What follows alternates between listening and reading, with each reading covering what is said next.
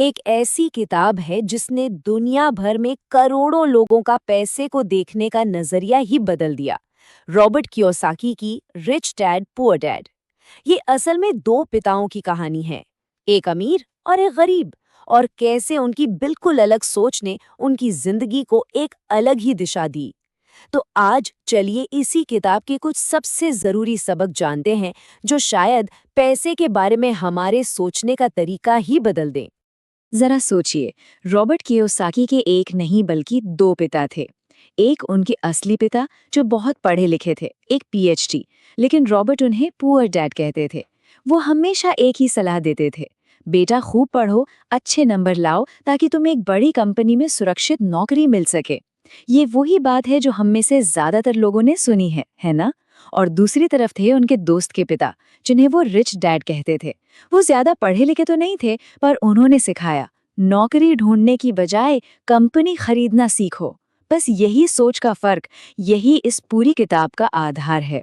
एक तरफ थी सुरक्षा और दूसरी तरफ थी आजादी। तो रिच डैड का सबसे पहला और सबसे जरूरी सबक क्या था? उन्होंने एक ऐसे जाल के बारे में बताया जिसमें ज्यादातर लोग अपनी पूरी जिंदगी फंसे रहते हैं, और कमाल की बात यह है कि उन्हें पता भी नहीं चलता कि वो एक जाल में हैं। वो इसे कहते थे द रैट रेस। चलिए जरा समझते हैं कि आखिर ये बला है क्या। रिच डैड ने इसे एक बड़ी दिलचस्प कहानी से समझाया था। सोचिए कि एक गधा है और उसके ठीक सामने एक डंडी पर गाजर लटकी हुई है। अब वो गधा उस गाजर को पाने के लिए भागता है और भागता ही रहता है, लेकिन गाजर हमेशा उसकी पहुंच से बस थोड़ी सी आगे रहती है। रिच डैड का कहना था कि हम में से ज्यादातर लोग उसी गधे की तरह हैं, और वो गाजर है एक बड़ी सैलरी। हम उसके पीछे भागते हैं ये सोचकर कि ज्यादा पैसा हमारी सारी मुश्किलें हल कर देगा, पर असलियत में हम बस एक अंधहीन दौड़ में भाग रहे होते हैं और कभी अपनी मंजिल तक नहीं पहुंच पाते।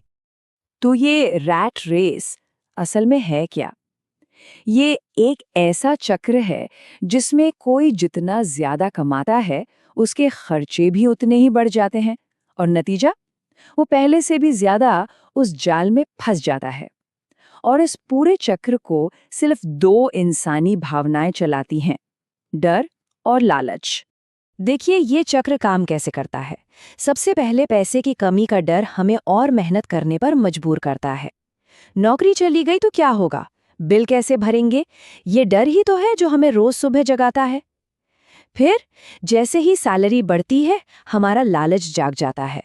हम उन सारी चीजों के बारे में सोचने लगते हैं जो हम अब खरीद सकते हैं, और नतीजा, इनकम तो बढ़ती है लेकिन उसी रफ्तार से खर्चे भी बढ़ जाते हैं। बड़ा घर, नई गाड़ी, लेटेस्ट फोन, और इन सब के साथ आता है कर्ज का भारी बोझ। और देखते ही देखते हम फिर से उसी जाल में फंस जाते हैं जहां से निकलने के लिए अब और भी ज्यादा मेहनत करनी पड़ती है। ये एक ऐसा चक्र है जो कभी खत्म ही नहीं होता। तो सवाल ये है कि इस रैट रेस से बाहर कैसे निकला जाए। रिच डैड के हिसाब से इसका राज एक बहुत ही आसान लेकिन बेहद ताकतवर सिद्धांत में छिपा है, और वो है संपत्ति यानी एसेट और देनदारी यानी लाइबिलिटी के बीच के फर्क को समझना। सच मानिए, यही वो एक चीज है जो अमीर लोगों को गरीब और मिडिल क्लास से अलग करती है। चलिए सबसे पहले देनदारी को समझते हैं।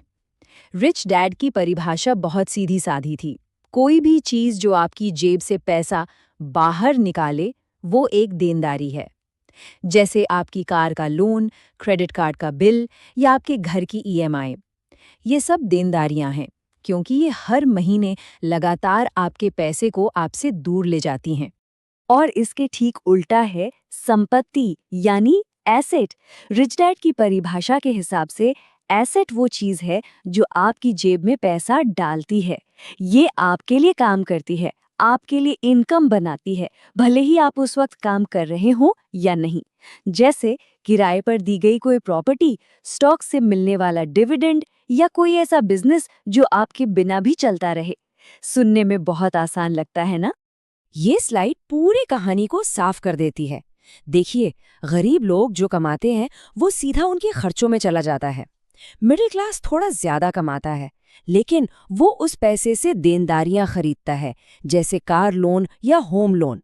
ये देनदारियां उनके खर्चों को और बढ़ा देती हैं और उनकी सारी मेहनत की कमाई ले जाती हैं। लेकिन अमीर लोग, वो कुछ अलग करते हैं। वो अपनी कमाई का इस्तेमाल संपत्ति यानी एसेट्स खरीदने में करते हैं। फिर ये एसेट्स उनके लिए और पैसा बनाते हैं और इस पैसे से वो अपने खर्चे भी चलाते हैं और बची हुई कमाई से और ज्यादा एसेट्स खरीदते हैं। यही सबसे बड़ा फर्क है। अमीर लोग अपना पैसा और वक्त एसेट बनाने में लगाते हैं, जबकि मिडिल क्लास अक्सर ये गलती कर बैठा है कि वो अपने घर जैसी देनदारियों को ही अपनी सबसे बड़ी संपत्ति मान लेता है, जबकि असल में वो घर हर महीने ईएमआई, मेंटेनेंस और टैक्स के रूप में लगातार उनकी जेब से पैसा निकाल रहा होता है। और यही सोच उन्हें हमेशा रैट रेस में फंसाए रखती है। लेकिन एक मिनट, क्या असली संपत्ति सिर्फ जमीन, सोना या स्टॉक ही है? रिच डैड कहते थे कि हमारी सबसे बड़ी और सबसे ताकतवर संपत्ति कुछ और ही है, एक ऐसी चीज जिसे कोई हमसे छीन नहीं सकता और जिससे हम चाहें तो कितनी भी दौलत बना सकते हैं। सोचिए, वो क्या हो सकती है?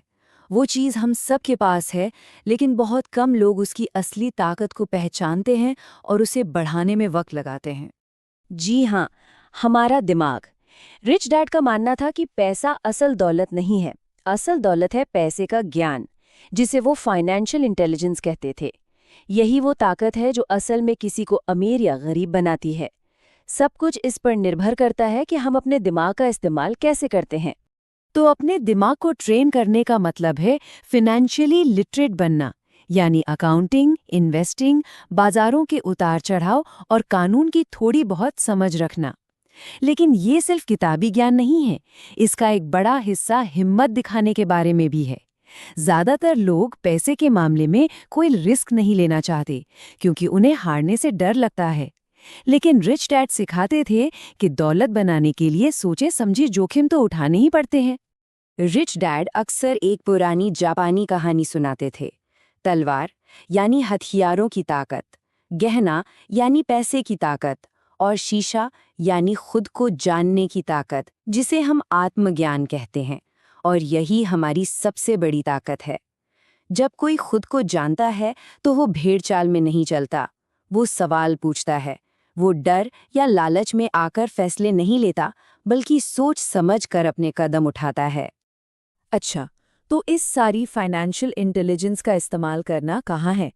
यहीं पर आता है रिच डैड का आखिरी और शायद सबसे जरूरी सबक, माइंड योर ओन बिजनेस।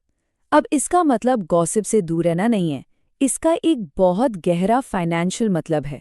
इस बात को समझने के लिए रे क्रॉक की कहानी एकदम परफेक्ट है।